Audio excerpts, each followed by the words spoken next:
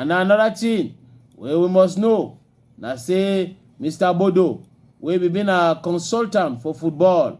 He be the defend Fecafoot, tooth and nail. Defend Fecafoot seriously and president for Fecafoot. Idon Kwara.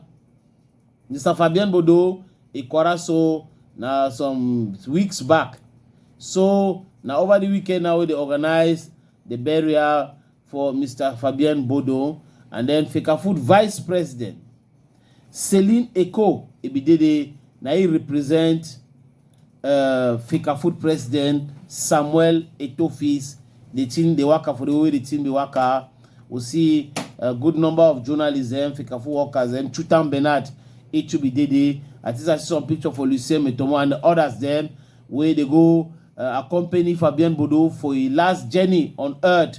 So Fabien Bodo don't go, when you think of you, think about your family, you say peace and love. Now so they think they countryman, country woman,